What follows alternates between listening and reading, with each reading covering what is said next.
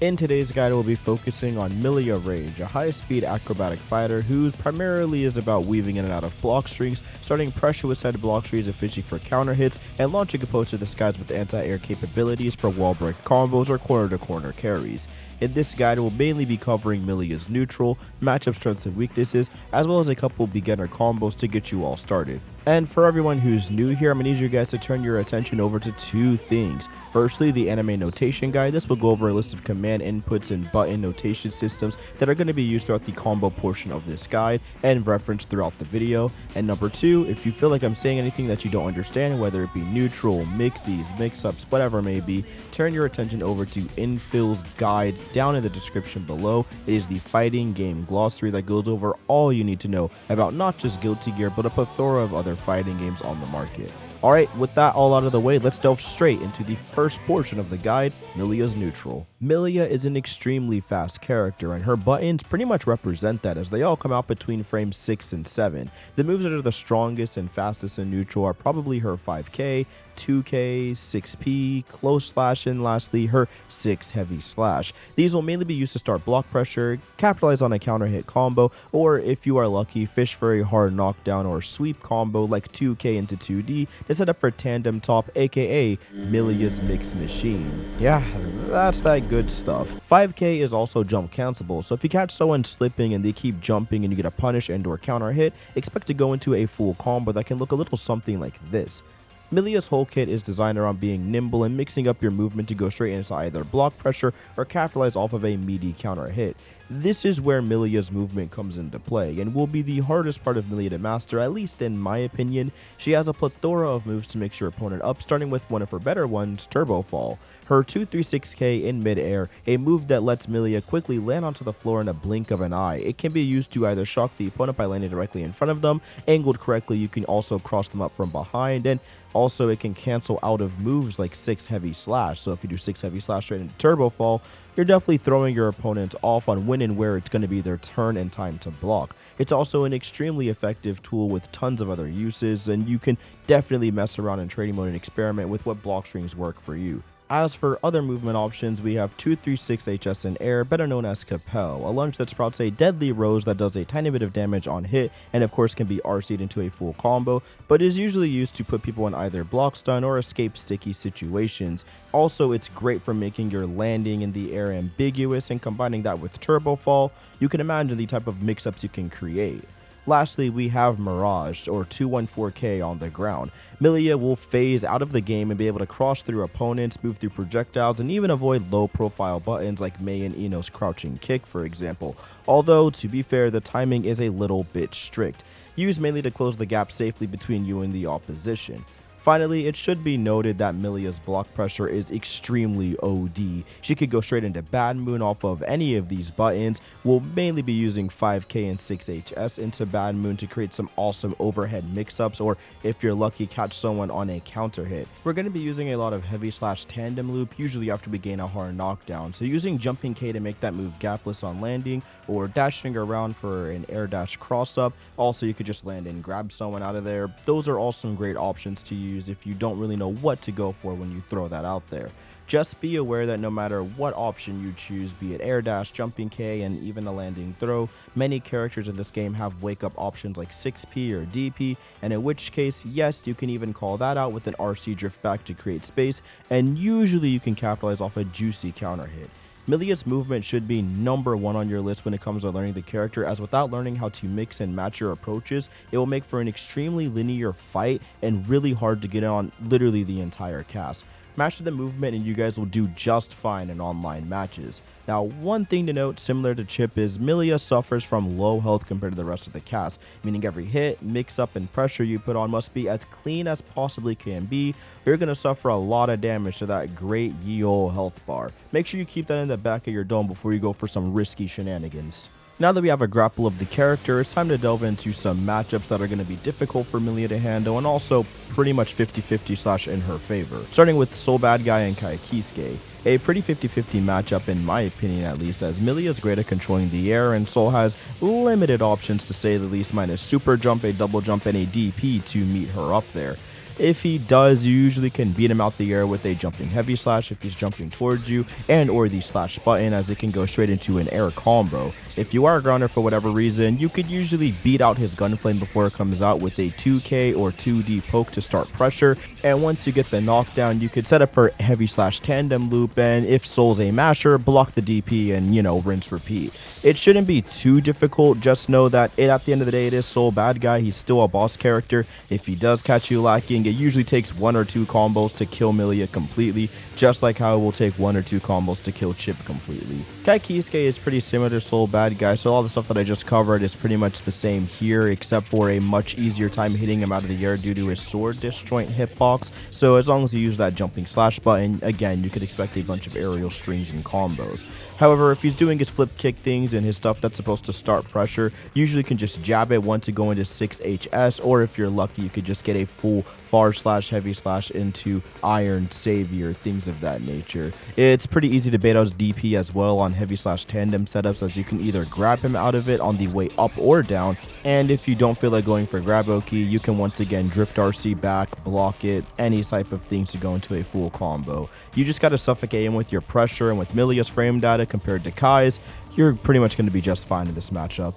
Mei is another character that's pretty hard to deal with, seeing as a lot of her options that she has are disjointed. You know, her far slash button, her heavy slash button in mid-air, things like that. They are pretty good at shutting down Millia's aerial approach, mainly due to the fact that her disjointed on that doesn't really have a huge hurt box, so trying to get in there and shut that down is pretty frustrating, all things considered. One thing you can do if you do happen to find yourselves in the air a lot is, of course, using Turbo Fall and combining your movement and all that to throw Mei off, and of course using her aerial slash button, as that should usually result in a counter hit as long as you space it correctly, and you could go into a full aerial Rekka slash combo after that. Another great thing is her grounded close slash, as if it's spaced correctly, it can lead into a full aerial string that is great for corner pressure and trapping Mei where she belongs, which is right in that corner, and letting you set up for all your crazy shenanigans. Just once again, be aware of her wake up DP and 6P options, especially her 6P, as if you get hit by that, it is absolutely brutal. One of the major things you're going to have to do is just be patient, stay constantly mixing things up, especially when it comes to your approach, and making sure you make her charge inputs a really difficult time for her to, well, charge with, thanks to all of Millia's various options you could do to switch sides. It's still going to be a little bit hard for Mei to lose charge, but it's things like this that hopefully at a lower to mid level you should be able to capitalize on. Obviously at a higher level they're going to be a little bit more difficult going through these things, but it's something that I thought I would note. Axel is a character that seems to be a little bit of a counter to Millia, but in all honesty, you shouldn't have too much of a hard time dealing with him once you kind of get your movement down. A lot of his moves that he has on the floor are relatively safe on block, and once you find those openings through them, usually his overhead or 2D sweep, you can definitely get in there and start your offense, since we just have a lot faster buttons. Really locking him down with 5K and going for hard down knockdowns and getting some full mix with tandem loop, that's where a lot of our bread and butter is going to come from. And also you are going to want to pay attention to his DP and things like that, although I feel like Axels don't use it nearly enough. When you do eventually start the offensive, you can always get a lot of airtime with your double jump movement, and dashing all around will make it pretty difficult for Axel to time when he wants to pull you out of the air, no matter what the button he's using. And you could always come back down with a vengeance using heavy slash or whatever thing you need. On top of that, if push comes to shove, you could always just RC out of the way and put him in a blue RC state and or a purple RC state, and you could usually get a strong counter hit afterwards. So keep that all in mind when you fight Axel. I mean, for Chip, it's pretty much 2 peas in the same pod. Y'all both are fishing for air-to-air combos, lots of ground mixtures, and lots of hit-and-go tactics and things like that. To be honest, it's a borderline mirror match. Some things you do have to look out for are obviously his wake up DP if you throw tandem loop out, and of course just his aerial mobility in general, but a lot of the stuff you can either close slash through, 5K to cut off his aerial approaches, or once again the good old 6P to shut down a lot of his stuff. And it's really strong at stopping air pressure, and if you ever want to meet him air to air with, again, jumping slash or jumping heavy slash or whatever, as long as you know your spacing and watch your screen, you'll pretty much know when you can get a cheeky counter hit or something off on him and continue a string. So yeah, pretty much the same fight, you know what to do. I guess for a mini tip, if you ever see Alpha Blade or anything like that, just start mashing P or 5K or whatever button you think is fastest, because it's going to shut down his option before it even begins. So keep that in the back of your head so you don't let Chip get around and mix you up too often. Potemkin isn't too hard to deal with, I feel like, as Milla. You could just smother him with offensive pressure, whether he's spamming Mega Fist. You can use that double jump and dash provided and throw out a fast button like K or Slash, and it's going to carry you a long way. But one thing you should, keep in mind is be mindful of those air grabs he has, whether it be his super, gauntlet, jumping up, and dust throw. All of these are easily able to be baited out, and some of them are even able to be straight up blocked. And if you ever see that super come up, you could either drift RC back, dash back twice. You have a couple of options in mind to avoid some of these things that happen.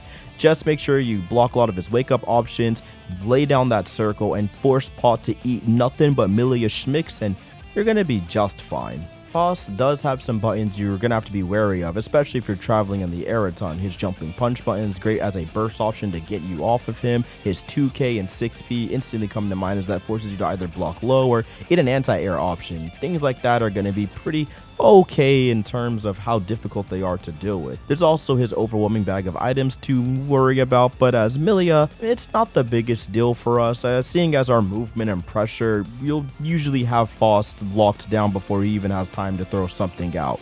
You want to keep him in the corner as much as possible, set up for some really smart Oki, and land with jumping K after tandem loop, things of that nature, and you should be pretty good to go in this matchup. It's just kind of one you fill out. When it comes to fighting someone like Zato, it isn't too difficult as long as you break Eddie and keep your momentum going the minute you see his red bar filling up. You have to cash out on the damage you get by rushing him down, closing that gap as quickly as possible, and making sure you just lock him down before he could even think about calling Eddie out for any damage dealt to you. One thing you do have to keep in mind is the frog that lunges at you. You could just 6P through that actually, and it'll break Eddie instantly, and then you're gonna actually have a really good time of getting in there and doing a lot of damage, or just putting him a block string mix or whatever may be against Zato. You'll be just fine in this matchup. Leo White Fang. It's kind of like another character in the game we'll get to very shortly. He's definitely a problem matchup. He's a rushdown mix-up, kind of like, say, Chip, but he's got tons of tools to back it up. You can't just jump around willy-nilly due to his incredible DP that will and absolutely gets RC'd into wall bounce combo shenanigans. To get around his projectiles, of course, we have 214K on the ground, as it should phase you through if you time it correctly. This is very good at creating space and making sure Leo doesn't really get a chance to breathe and shutting down a lot of his options before they begin. Once you bait out that DP, that's usually your chance to go completely in, and as long as you put on the right pressure and put him in a good block stun where he feels like he's forced to DP as a way to get him off, and you block it or bait the burst or whatever it may be, you're definitely in control of the matchup from there on forward, as you can run the gambit because he'll be out of resources. Try your best not to let this man build any form of RC meter. Try your best not to let him burst on you for free and or just get a free DP, anything of that nature, and you're going to do just fine. But when it comes to characters with powerful DPs like Geo, Soul, Leo, etc., they're very hard to deal with in these types of matchups. So just keep that in the back of your mind as you go throughout playing a character like Milla. Honestly, Ram Lethal isn't too bad for Milla. Once you watch the spacing of Ram's swords and the in and out frames of when she's pulling that weapon back, grab Oki is going to be your best friend here. Dashing in quick and having a whole super jump really assists you in this matchup too, as there's really not much Ram Lethal can do to meet you in the air, let alone have any buttons to shut that down. So once you're in there, you're pretty much good. One thing you do, of course, have to wake up for is wake up super, especially if you use tandem loop, where the few times you can just double dash back or double dash in or whatever it may be to get out of there, as it is a 2-frame window and that's really hard to time. So you're gonna have to recognize when she's gonna throw that super out and block accordingly, and then go back in for all that pressure. A lot of this matchup in particular is gonna boil down to just timing, knowing when it's your turn to dash in there and body Ram Lethal for pressing an unsafe button, and then make sure you punish every single bit of her timing and block those wake up supers accordingly so you could just get back into the fray. It should be pretty easy for you to eyeball like when these things are gonna happen, so it's something you have to practice with time and grind out. So just fill it out, you should do just fine, and stay in the air as much as you can. Similar to Potemkin, it's not that Nago's bad or anything, or that he doesn't have the options to shut down Millia. That's absolutely true, more so in his case with his Shadow Step thing. But when it comes down to how Millia plays, especially with how many dashes we get and all the movement options, as long as you keep mixing up and staying in front of Nago, he doesn't really have the buttons to contest you, especially if he's trying to wake up DP or whatever. It's super easy to predict when that's going to come out and just dash out of there and go back in for more mixed and neutral. You just have to respect the distance, close the gap when you get the chance, and make sure you capitalize on all of his cooldown frames, and you're going to do really fine in the matchup. I'm not going to lie to you, the Giovanna matchup is extremely hard for Millia, and it's all due to one of Giovanna's buttons, her DP. Unlike all the other DPs we kind of talked about, her DP is super plus on block, and she can actually, if you block the DP, gain advantage by using her step dash and getting straight in there. When it comes to taking on Giovanna, you're mainly going to want to call her out on any air dash options that you get the chance to, so 6P all the time. Make sure you stop a lot of her pressure by doing, 6P and close slash and things like that. Shut it down before it even begins, basically. But one thing that's unfortunately just not possible is using your tandem loop, really. Her 6P is going to go through it even if you go for a cross up. If you DP, you usually get an entire circumference that covers her entire body, essentially, so good luck trying to get over that. Again, even if you dash and cross up, and if you block it, Giovanna becomes plus. It could dash and close the gap before Millia can think about pressing a button. Like, she's literally still on block stun flying across the screen by the time Gio covers the ground. You're just gonna have to eyeball it and figure out what times are safe to go in. If she's throwing out random buttons like heavy slash or crouching dust, that's usually your chance to jump in there and get some pressure started. But aside from that, yeah, good luck. For Anji, you can always grab his spinny fusion thing. You will get a free knockdown if it grabs, and if not, he's forced to take a throw. Also, don't let his air spin thing scare you too much, as most of the time it starts grounded, and if it looks like it's going to be an air-to-air interaction, you could just block and hold that, because, I mean, with the amount of options Millia has to get around it, you're going to be just fine. Matter of fact, you could probably avoid it completely by just double jumping and dashing out of there. It's pretty insane. He's got some really slow normals, and of course you have yellow RC and burst among other things, so Anji's just in a huge disadvantage in this game. There's literally not much buttons that he has that are fast enough other than standing punch, crouching punch, and maybe his 5K. Going against Ino isn't too hard for you either. She's just a bit too slow and cumbersome when it comes to her air dashes, and as long as you follow the neutral advice, i.e. staying in the air and mixing up your approaches, Ino has very little ways of combating Millia, especially if you abuse her 214K on the floor and phase through a lot of Ino's projectiles, and especially her crouching kick. Only major things you have to kind of keep an eye on is Ino's insane corner pressure along with her tick throw, projectile setups, and things like that when you're locked down in the corner. But if you avoid that, yeah, you're going to be the one putting Ino in the corner and never really giving her a chance to escape. Once again, 6P, 6HS, 5P into 6HS, etc. Those are all your best friends here, and yeah, you're going to be in for a great time against this character. I don't think it should be too much of a struggle. The TLDR of all these matchups we talked about are going to go pretty much as followed. Millia's pros. Millia has great mix when it comes to high-low circle loops and mix-ups, along with a great corner pressure and tick throws that set up for the opposition to start getting frustrated and mashing counter hits for Millia to capitalize on. Her air-to-air combat is quite excellent, as her jumping slash gives her enough reach to beat out half the cast and go straight into a combo string that can either throw people into the corner or give you a free wall break. The cons is a lot of the pressure that Millia puts on is pretty much fake to anyone in the cast with a DP. When that circle is down, whether or not you dash, landing K, or just block, some DPs in this game, or honestly many, will just either get a juicy counter hit or push you off and start their pressure instead. I think it's crazy how hard it is for Millia to get in, and you really do have to focus so much on just doing regular mix-ups and trying to find the timing. But even then, people can grab you out of it, people can do all sorts of stuff. So you just have to play that kind of game. You have to go in there knowing that, yes, I am playing a character where it's going to take 4 to 5 mix-ups to kill someone in the cast, and that's okay. And yes, sometimes you'll just get blown up and get wake-up DP'd by Gio, for example, and sent to the corner, and you lose like 75% of your life off one combo. Sadly, that's just the breaks when it comes to playing as Millia. Now, before we wrap up here, let's get straight over to the combo section. I want to show you guys some of the cool stuff we learned with Millia, and then our outro. We know deep down there's no way. Even if I smash the mirror, how do we learn? Not you.